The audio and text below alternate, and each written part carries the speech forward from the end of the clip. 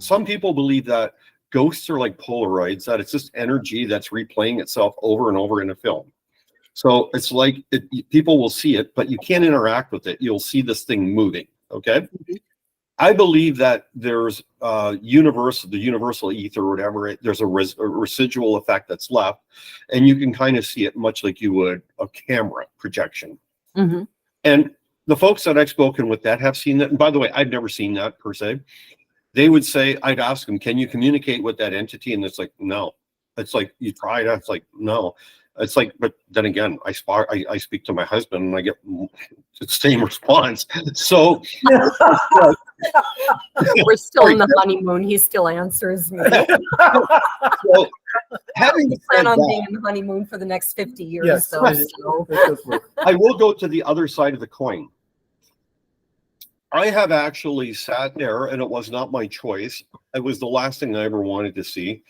I once went to a church event, and I only wanted to go there for the pie, a piece of apple cobbler pie or apple crumble pie, whatever it was, and a coffee. And so I knew the British minister. He came from England. He was a former detective, homicide detective, who became pastor here in Canada. Came over, and I just wanted to go visit with him.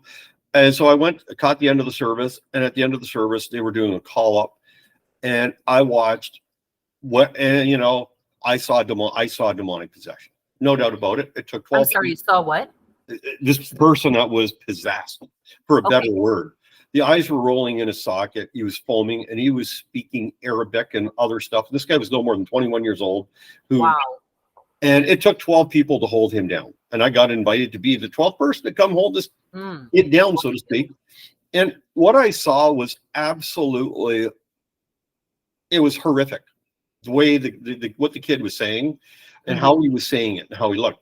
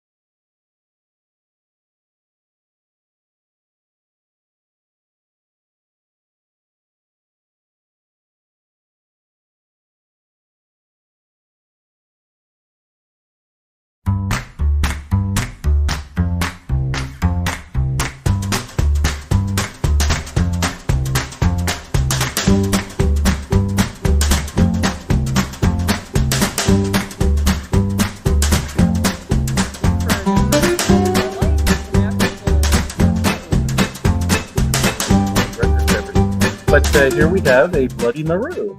So, for the record, I hate Bloody Marys with a passion. We once got a Bloody Mary that had like everything you could imagine, including a lobster tail, just because, you kind of couldn't not get something like that. So we ate all the food and left most of the Bloody Mary. So I'm not enthusiastic, but here goes. You told me it wouldn't be quite as bad. Right there, that's our measure of success. I don't want to do this. Like Bloody Marys. I can't say I'm a big fan.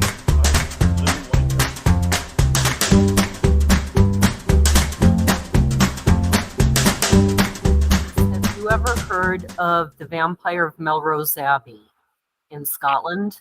Yes, I have. I saw it.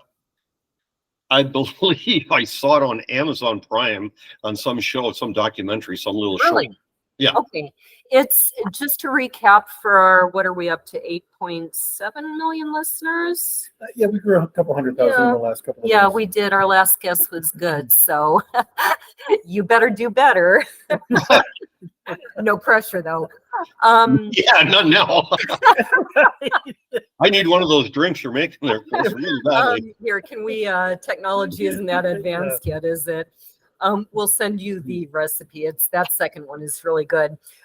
So for our 8.7 million listeners, which is a scientifically deduced number, the Vampire of Melrose Abbey was told, do you happen to remember, I think the 1200s is when this story is from, 1100s maybe. Melrose Abbey was fairly new at the time.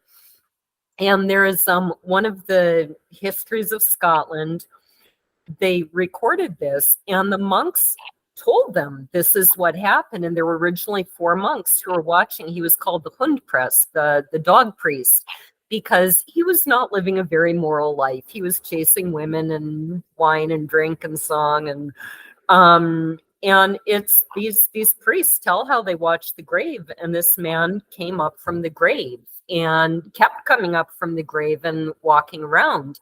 And in your next reading, you will call yourself a man of science. What do you, and you've said you're a Christian, as both a man of faith and a man of science, what do you make of a story like this that tells us something we don't believe in modern days, and yet it's being told by these priests who have everything to lose by lying? I believe, and as this is just my humble opinion, and I hope folks don't start to go, he's one of those tinfoil hatters. Mm-hmm. I believe a lot has been withheld from us. I believe there's a lot of truths that are about to come out. And as Negan on Walking Dead says, people better be ready to put on their pee-pee pants. I think there's a lot of stuff that has definitely been held out throughout the ages. I believe there's a significant influence of power by a very, very, very select few that determine what goes into the media and what people should believe and what they shouldn't believe. And I think at the end of the day, as a Christian, I think when you put God first and foremost in your life, he always promises one thing. When you ask him for wisdom, he will show you. He will pull the scales back from your eyes and you'll see stuff. And for me, that's been a lot for me to see through people, see through things. And I think, as a criminal psychologist, as a psychologist, I need to. I was a person that could be a human lie detector. So I read people. So having said that, Quite say I read it, but I aspired to read it.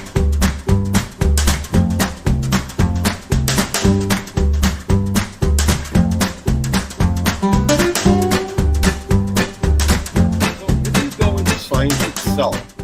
Some people believe that ghosts are like Polaroids, that it's just energy that's replaying itself over and over in a film. So it's like people will see it, but you can't interact with it. You'll see this thing moving. Okay. Mm-hmm.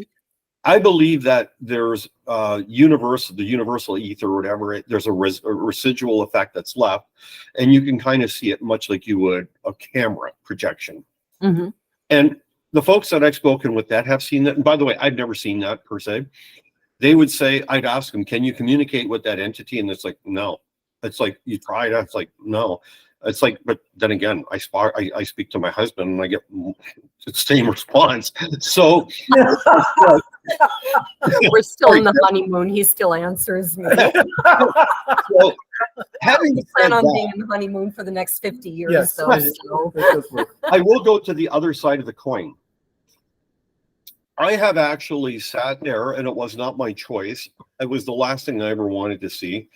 I once went to a church event, and I only wanted to go there for the pie, a piece of apple cobbler pie or apple crumble pie, whatever it was, and a coffee. And so I knew the British minister. He came from England. He was a former detective, homicide detective, who became pastor here in Canada. Came over, and I just wanted to go visit with him. And so I went, caught the end of the service, and at the end of the service, they were doing a call up, and I watched I saw demonic possession, no doubt about it. It took 12. I'm sorry, you saw what? This person that was possessed, for a Okay. better word. The eyes were rolling in his socket. He was foaming, and he was speaking Arabic and other stuff. This guy was no more than 21 years old. Wow. And it took 12 people to hold him down. And I got invited to be the 12th person to come hold this it down, so to speak. And what I saw was absolutely, it was horrific. The way what the kid was saying and how he was saying it and how he looked. Fast forward, and this was probably the kicker for me finishing with the TV series. We were filming in an old B&B. In that old B&B, we had found out there had been a hanging, somebody had committed suicide. And when the people had bought this historical 200-year-old amazing building, eventually repair people would not set foot in the house. They then stripped down the upper level and they found pentagrams on the floor and a lot of demonic stuff. We were filming in the house. There was 12 of us. I was directing that day, and we usually used to bring a guest investigator in. So I had a former high-ranking member of the Canadian Army. He's a captain. He came to be our guest investigator. During that, we watched the owner's husband start to have an apparent heart attack. That whatever it was, a shadow figure, and I did see this thing go up the wall and disappear after I heard a disembodied voice, which myself and 12 other people, including skeptics, heard fill the room. And to this day, I saved it. I have it on tape. And it was after that event, Laura, I had went home. I felt like something was watching me all night in my doorway of my bedroom. I couldn't sleep. It was the most restless sleep I had in my life, other than when I felt sick with a flu or a cold. We touched base the next day because people reached out and said, did anybody else feel haunted or spooked that night and feel like somebody was watching them? Almost everybody said something followed them home. From that point in, I was done. I said, I'm doing this for history, and I'm doing it for the camaraderie and the fun. But when it gets to that point, and I watched evil happen in that area, yes, for whatever reason, and thank gosh, one of the individuals that quote unquote is the psychic medium is a nurse. That's her full-time job. She tended to this person and said, yeah, he was having the onset of a potential heart attack. And this thing, and there was two or three psychic mediums there. They all said this thing, this shadow figure, which is a demonic entity, attacked them. And that's where I said, exit, stage left.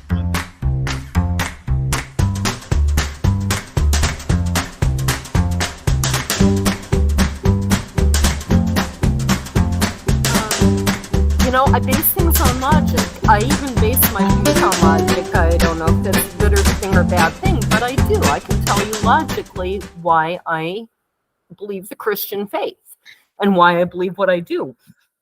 And that plays into this whole question of ghosts, because my feeling is I don't want to say I believe in ghosts. Emotionally, I do not want to say that, like, oh, come on, it's just stories. And yet the logical part of my brain says there are thousands, hundreds of thousands of ghost stories over the centuries going back. They didn't all make it up. So I wanted to tell you this story. This is a candle. This is a candle that did not exist in our lives until it did.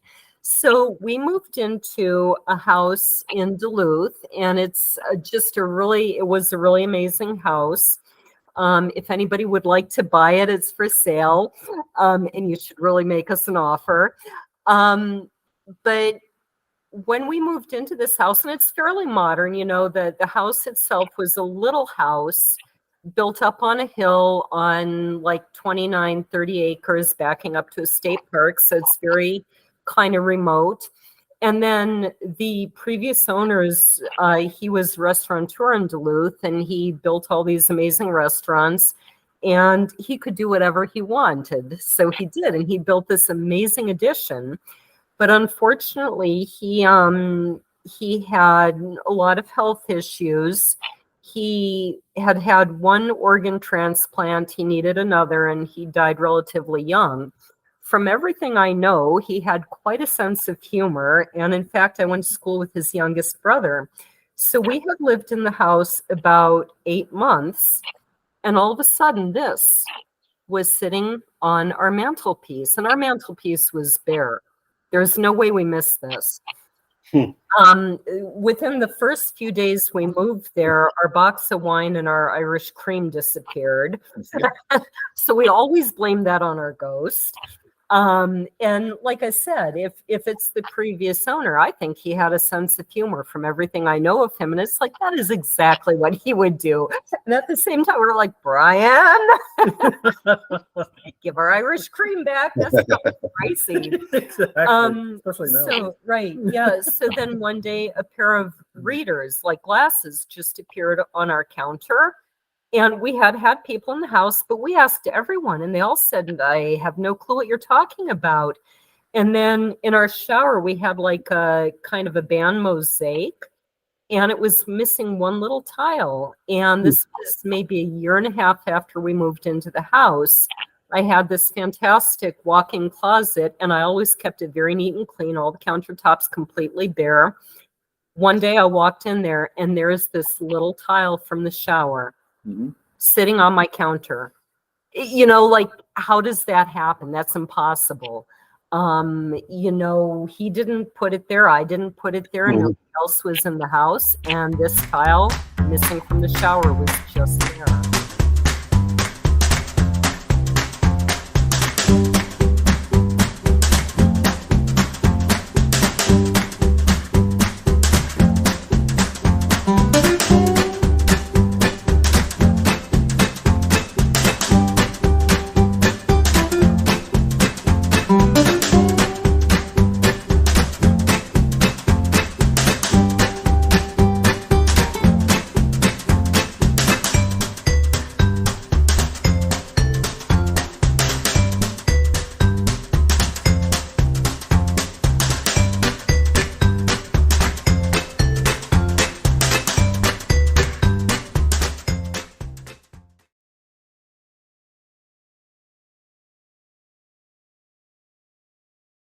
So can you see this that I'm holding up? Yep. That is a piece of jewelry that was made by Gay Blackstone, who is the widow of Harry Blackstone. Oh, wow. Yeah, and it just dawned on me, oh, I happen to have to put something on this morning for this sweater I'm wearing. And I grabbed that. I got that at a magic convention just about this time last year. It was a gift. So it fits in with the theme, and I didn't even think about that. There are no accidents. There are none, but I was amazed last year. I didn't realize, I mean, everybody knows the name Harry Blackstone, but I didn't realize that he was so recent that his widow is, you know, very active in the magic world. And that was a fascinating thing to me. John, were you writing before you met Jim? Yes, I was. I've written screenplays for years. Ever since I was a teenager, I've written a bunch of screenplays, and from a few of those, I've made feature films. Plus, in the corporate world, I made my living as a video script writer. So I had a lot of experience, but nothing as long and complicated as a novel. So you find writing a novel more complicated than a screenplay? Yes, being that I'm in the midst right now of adapting a screenplay into a novel. Screenplays are just a whole lot less words. A whole lot less words. Why is it easier? I mean, less words, but is it because you don't have to write the descriptions? I would think the whole aspect of plotting, character development, all of that would be similar. It is to a degree. Plotting certainly is. but there's so much that can be conveyed in a screenplay by just a look from an actor that you can reference. You can create a lot of that backstory about a character just in a few strokes. Whereas in a novel, you kind of have to dig in and tell the reader more. They don't have that visual to guide them. See, and I think that's fascinating because to me, I've tried occasionally to write scripts, and I find it much easier to write a novel. Maybe that's because that's what I do. You know, maybe if I'd started off with scripts, I would find it easier. You know, it's fun though. I mean, my entire background is theater. I own a theater company. I write all of our material. I can't write a script to save my life. I have to come up with scenarios and have actors improvise around them in order to get to be able to actually come up with a workable script. Well, it's that, Michael, though. You just said you write all the material, but you don't write a script. Yeah, I do it via actors. I have them improvise around scenarios. Okay. Use them to create the dialogue. Okay. And that's fascinating because that's yet another aspect of writing. Well, that's Tim's early background is in improv at the Brave New Workshop, in which I believe all the sketches were. I know you came in writing some stuff, but a lot of it came from suggestions to the audience that you later built on. Isn't that right? That is, yeah. We used to come up with a theme for whatever the show was going to be, and then we started a series of improvs in rehearsal, and that's where the scripts were written from. But then after every performance, we would do some instant theater and allow the audience to toss out some suggestions, and we would turn them into kind of live, spontaneous kumbaya pieces of theater right there in front of everybody. I have a question, I have a question. The allergies in the early morning kicking in. I have a question from a listener. Actually, this is from Bob Miller. He had some things he specifically wanted to know about your writing because, of course, he's a magician. And his question was, all your books are named after magic tricks, so do you have a criterion for choosing which trick would make a good theme for a story? Yes, I don't have a strong criterion. It has to be an interesting name. And the ambitious card, which was the first one, was absolutely that. It has to be something that I can actually describe without giving it away, such as the second book in the series is called The Bullet Catch. The third book is called The Miser's Dream. These are all tricks that are very visual. They're easy to describe. And it's nice. It's a nice to have to tie it in thematically with the story. But that doesn't always happen. But yeah, it's generally, what's a cool name for a title based on a trick. One of the ones I wanted to use early on was called The Trick That Cannot Be Explained, which is a very cool card trick. But the publisher had at the time said, no, you can't do that. That's way too long of a title. I can't tweet that. It has to be shorter. So we've kind of come up with the format that all the books are titled The Something Something, The Miser's Dream, The Floating Light Bulb, The Zombie Ball, to kind of keep them all in that same category. So were you able to take that name, The Trick That Cannot Be Explained? What did the title become? That one became The Miser's Dream. Oh, okay. I think that we are ready for beer number 2, Michael. All right, beer number 2 for the reading Theater, Theater Can Be Murdered. The image that stood out in this for me was the set, because the main character kind of is examining this set the whole time. And coming from theater and having built a number of sets myself, there is a saying among people who build sets that goes, it doesn't have to be good, it just has to look good. Right. So it's like a facade, it's a fake. You walk through the door, you don't walk into another room, you walk into backstage. So I was looking for a beer that kind of was a fake, a facade of something. So I looked at Session IPA.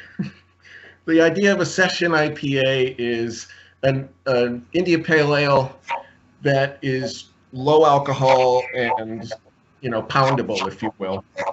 So I chose Triumphant Session IPA from Summit. It's part of their spring seasonal pack.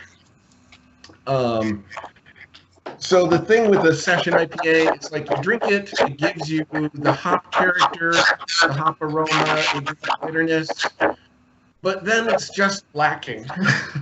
It's just kind of a shell of what an IPA should be. It doesn't quite live up to the name IPA. So it's like a facade of an IPA, a fake IPA, if you will. Doesn't have to be good, just has to look good. I'm having a hard time imagining what that would taste like. But go ahead. Sample. Very bitter and light. Okay, so in other words, I don't like this one. You would not like this at all. Okay. So for this moment, I'm glad I'm not there. Yes. Cheers, anyway. All right. And now we have a recording going.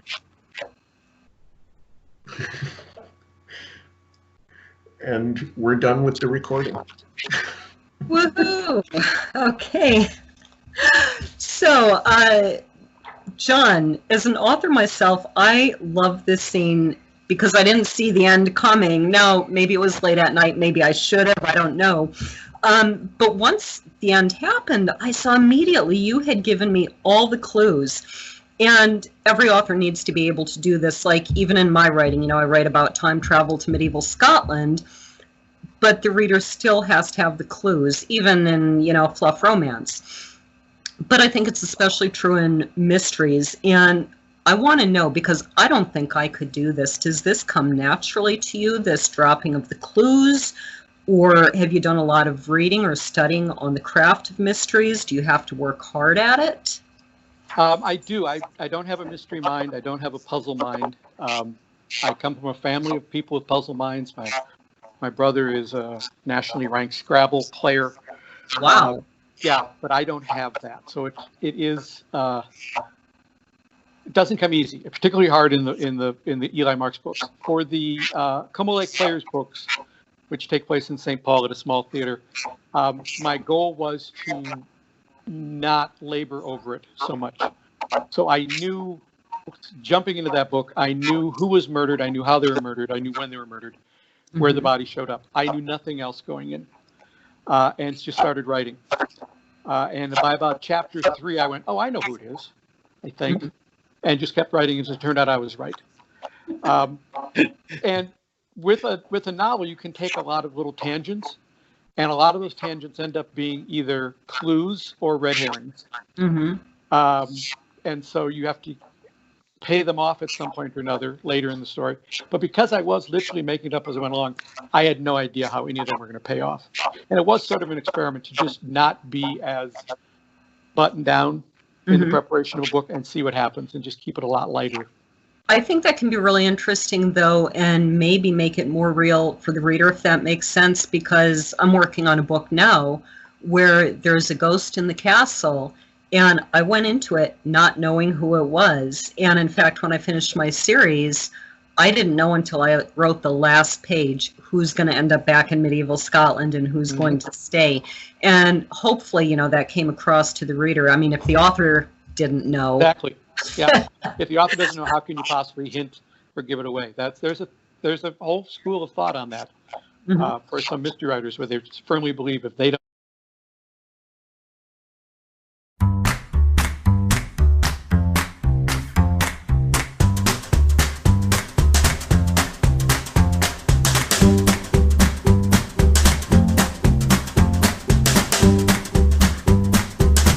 Welcome to Books and Brews Light, number 21. We have with us today Brian Heilig. And the name Heilig means what? Holy in German. And my wife's maiden name is Church. So your kids must be the cream of the crop when it comes to holiness. No? I could only hope.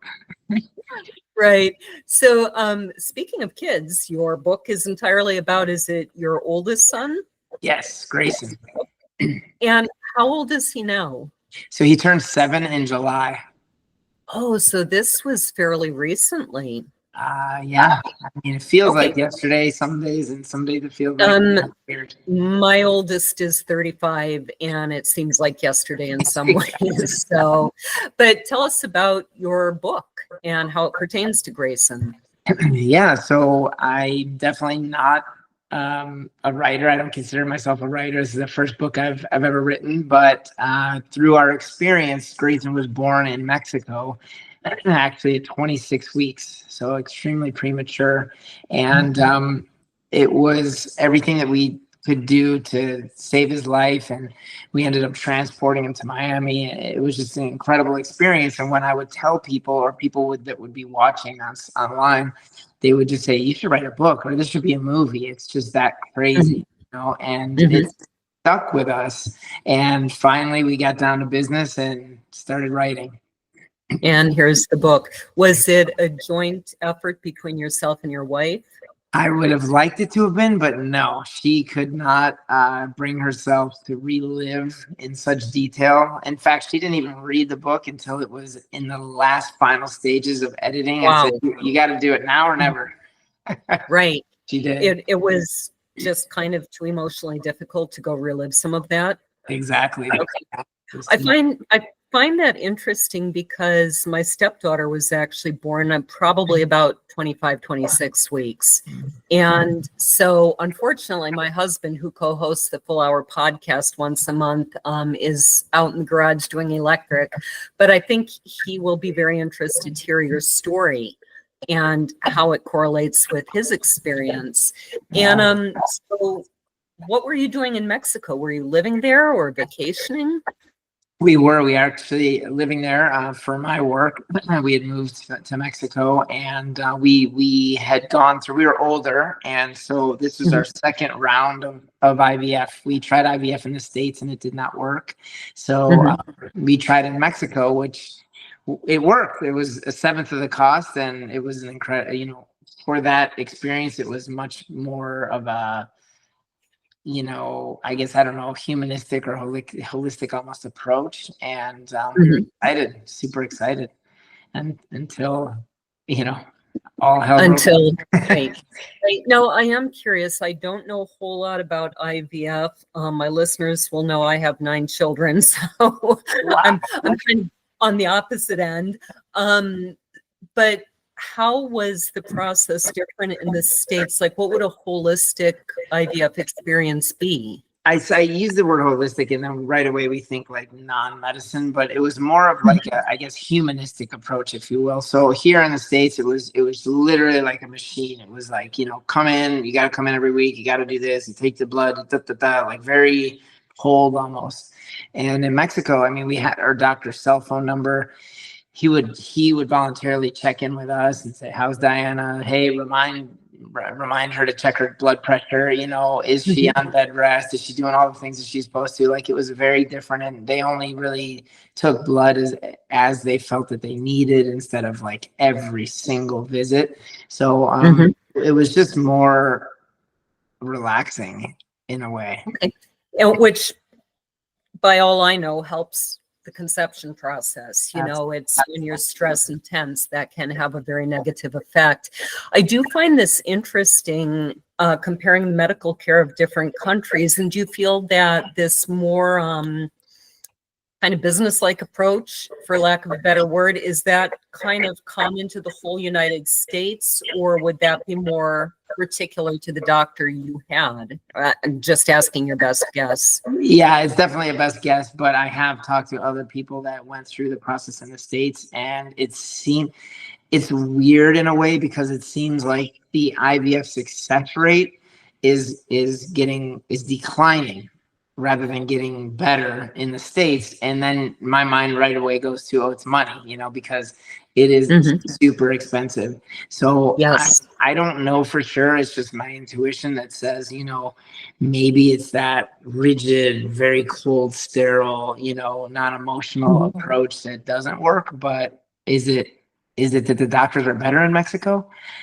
Maybe, but something's off. It seems like something's off here. Right. We I do agree.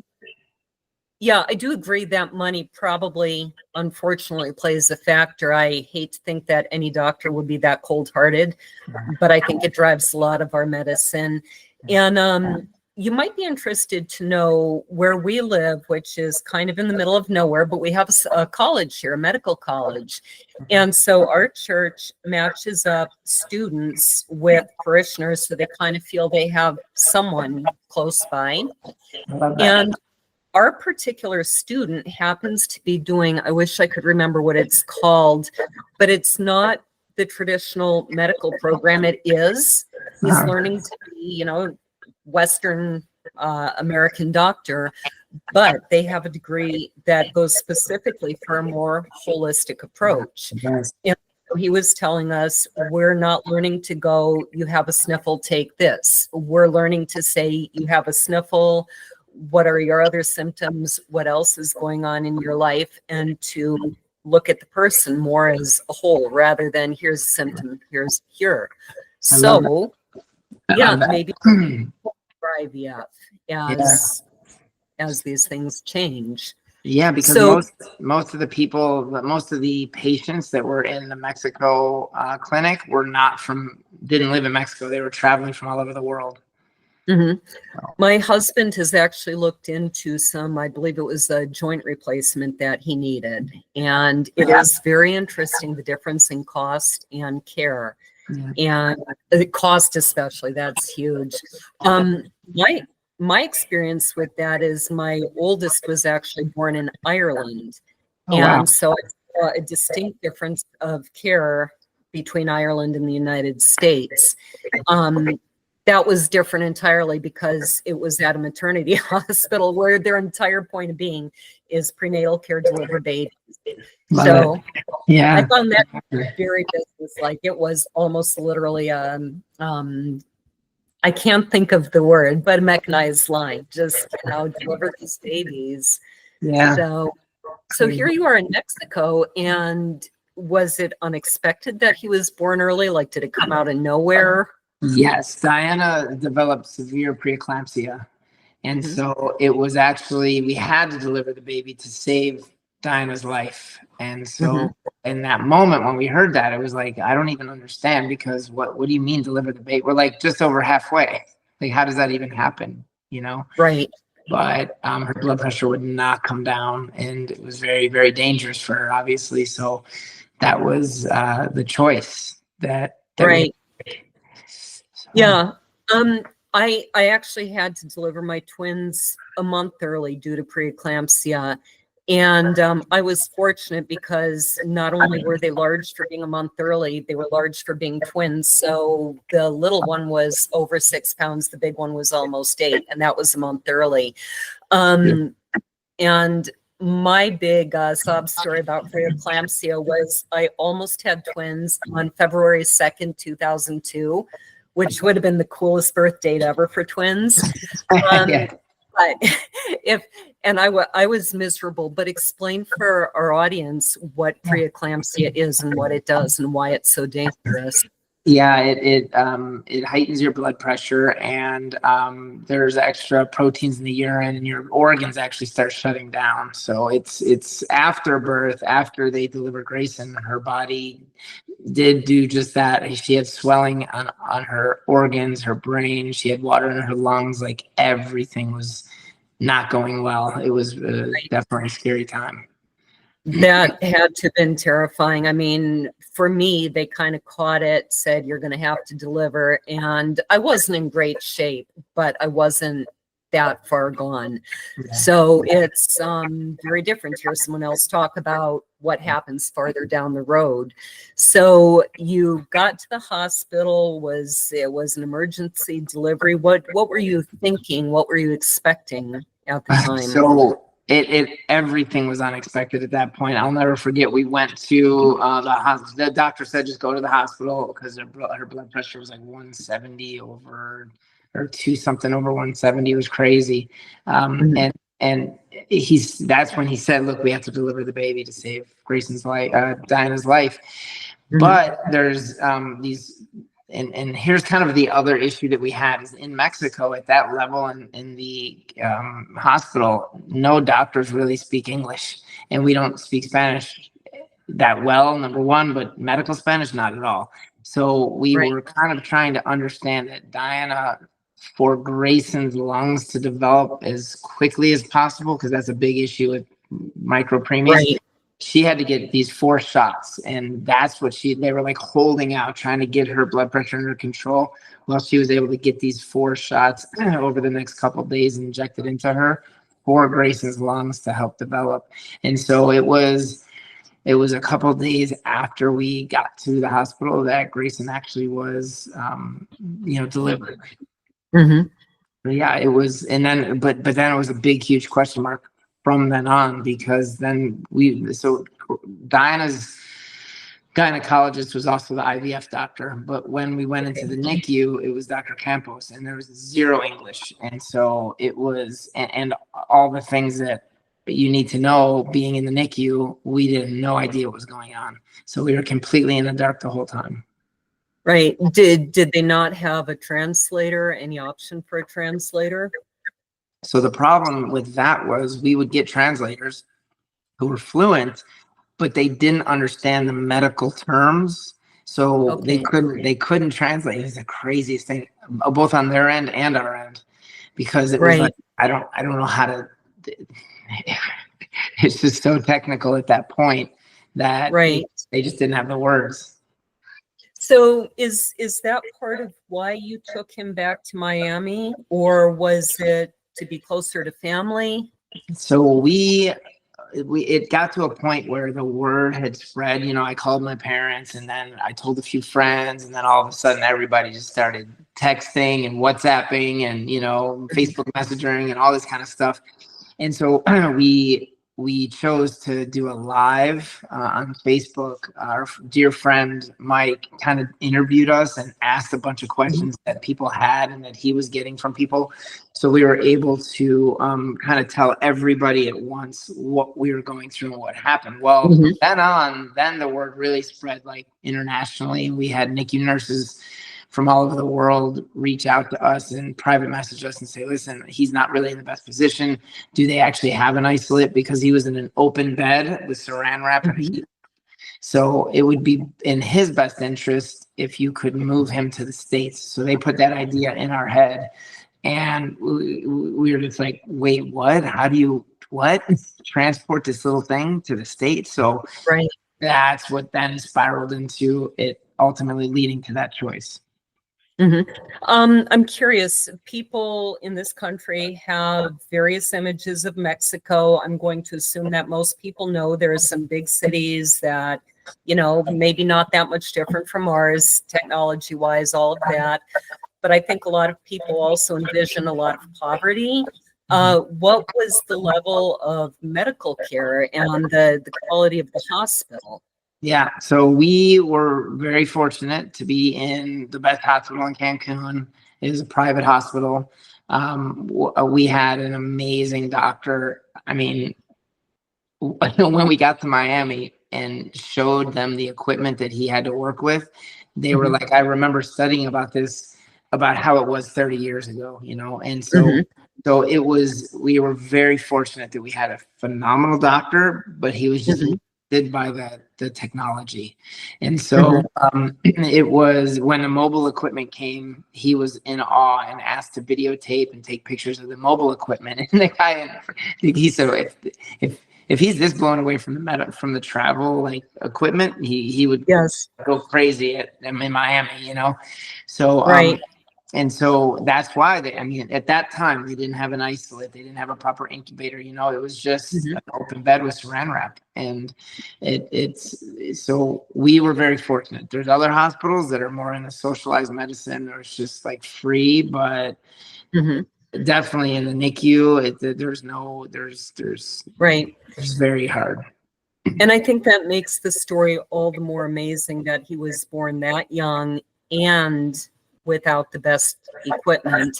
That was my experience in Ireland, which I find interesting because at the time I kept hearing how Ireland had some of the best maternal care in the world. That wasn't my experience. Wow. And especially when I compared it to what I got back in the United States. My son was born when I was 20. I'm glad to say he wasn't like my fifth or sixth. I had no prior knowledge. So I didn't know that there were things that were major problems that I think would have been caught in the United States. I think that, say, the bathrooms and shower facilities were nothing like what you would get here. It was basically a bathroom with a tub, and I'm not convinced they cleaned that tub very well.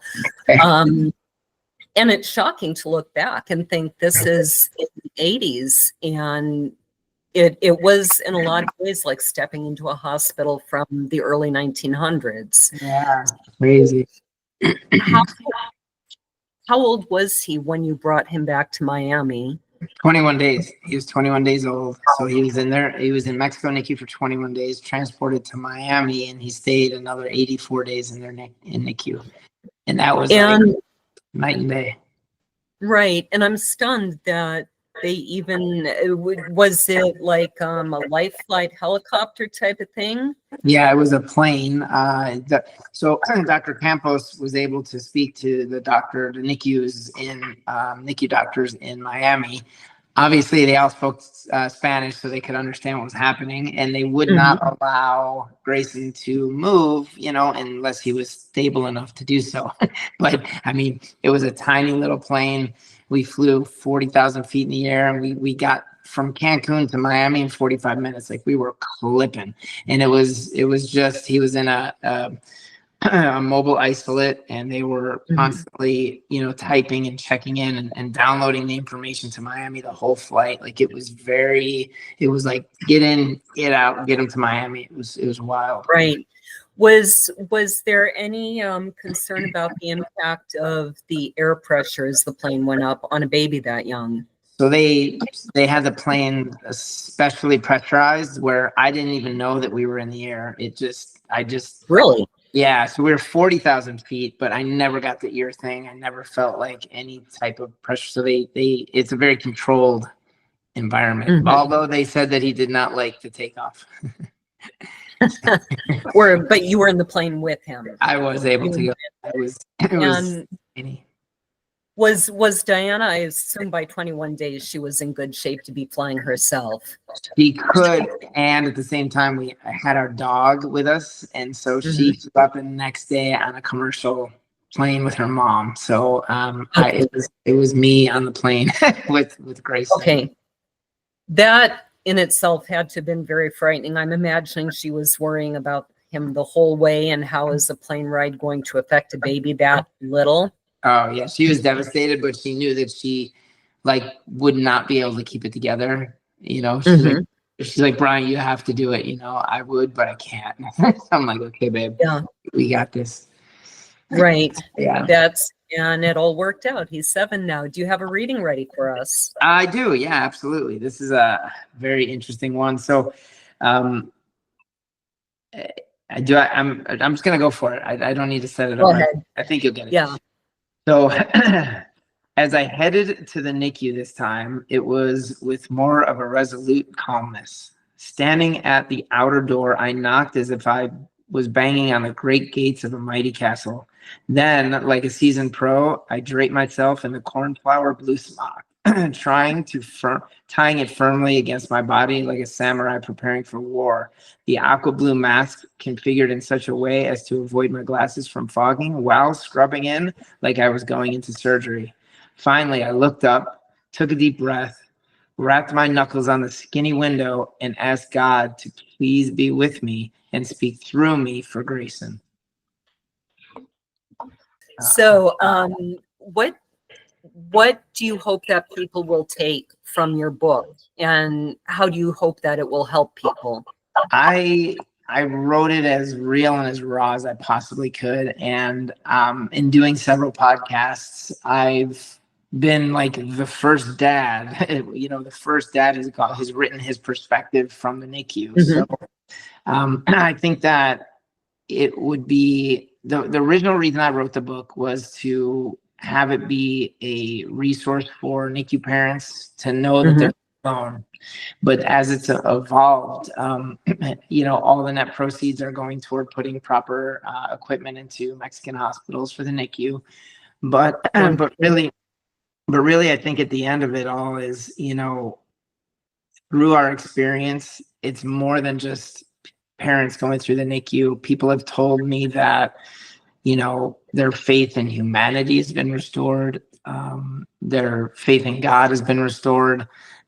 Just to hear our story of how literally the world came together for this little baby. It's just an absolute miracle. So I think it's a book of hope through truth. It's also our journey of really finding God through this whole process and reconnecting as well. So it's become more of a book for many people rather than just NICU parents. But Right. And I think I read that somewhere in the little bit of reading I did to prepare for this, that you now see it as a book for anyone who's going through a difficult time. Yeah, absolutely. You can, when you start to look back and tick and tie how all the things came together that are just impossible to try to make happen on your own, and how you just get to a point of complete release, like I just need help. It really, it shows you that, again, people will help, they'll reach out, but you will have to accept it and, really just go with God and know that it's going to be okay. Somehow you look back now, when you're in it, it's very difficult. Right. So talk a little bit about how the book changed, or how the experience, I should say, changed your faith and how it helped you grow in faith. Yeah, absolutely. So, I mean, I distinctly remember there was, we call it the chapel. There's this little area on the same floor as Grayson and Diana that it was like a little quiet white. The floors were white, the benches were white, the walls, the frosted glass, had the light come in, but it was very soft. It was very calming. They had beautiful flowers, fresh, that they would have almost every day, and the fragrance was amazing. And I remember feeling that total helplessness and just, I'm alone, and there's one painting on the wall, and I looked at it, and it's this rustic brown frame picture of Jesus. And I was like, oh yeah, I'm not alone. And that's immediately when I started, like, literally on my knees, like, help me, because you go through these stages of, like, why me, God? Why are you doing this to me? And then it switched to help me, God. Then switched to thank you, God, for. Yes. And I do find it interesting that it seems for so many people, most, if not all, it does seem that it's hardship that really increases our faith and makes us realize I can't do this by myself. Yeah, and when you have nowhere else to go, that's the one place that you go. And and then that just continued to develop, and through the years after, I mean, it's just been an incredible experience, because Grayson, I mean, he's just a living miracle, and you look every single day at him and go, wow, it's like, if you don't even know what you went through, and Right. Does he have any lasting health effects, or did he come through quite well? So for the NICU issues, the preemie issues, you always look at, the brain, the eyes, and the lungs. And for those, he's good. But 3 years old, he was actually diagnosed with autism. So he's on the spectrum. Okay. And so he's dealing with life as a neurodivergent, which has its own set of complications. But he's just a trooper. I mean, he's wicked smart. Everybody loves him when they meet him, and he's just thirsty to learn and learn and learn. Yes, and I think that can be part of being autistic, is that kind of drive and focus. I've known several people, probably more than several, on the autism spectrum, and you would never guess, they're doing just fine. They're doing great. Yeah. So, what's next for you? Do you anticipate pushing this book, or do you see another book in the future?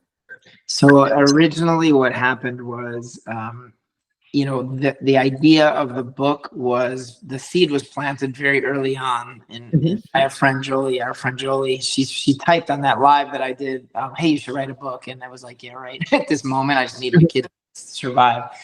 And then I procrastinated years after. It was about 3 years that we should write the book. I'm going to write the book someday.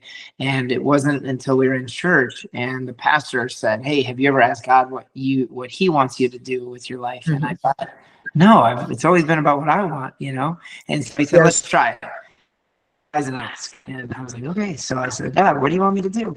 And it was like instant. It was write the book, speak about it, and transform lives. And so I got to work right that next day pretty much. And so that's been my driver. It took me 26 months to write the book, 10 months of editing. So it took a while, but the book's been out less than a year. But now I'm in phase 2, which is speaking about it, like with you and other podcasters. Right. I would like to speak on stages. And really, I feel that, yes, all the net proceeds are going toward helping Mexican hospitals and put incubators and different things.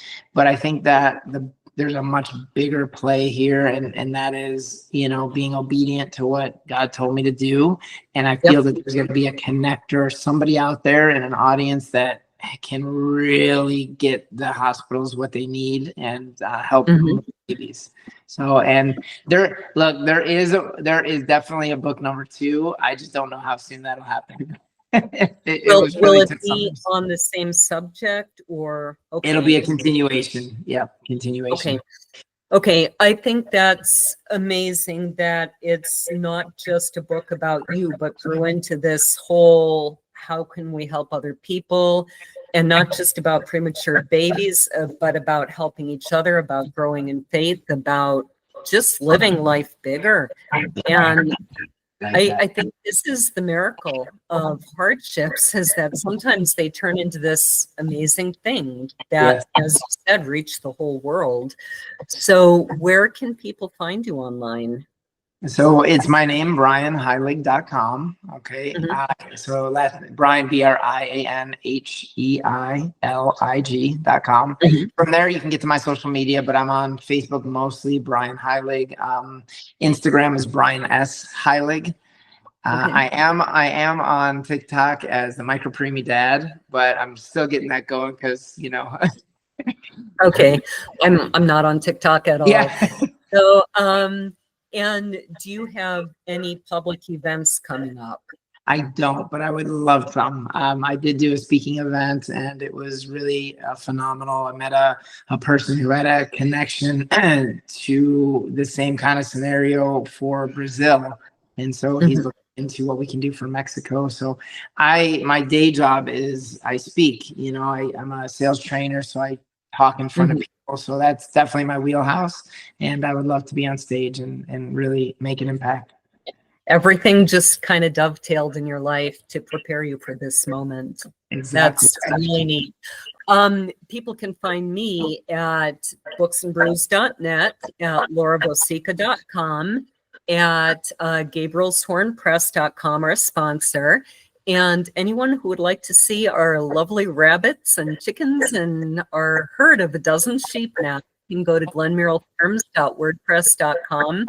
And believe me, life is happier when you're looking at adorable sheep and rabbits.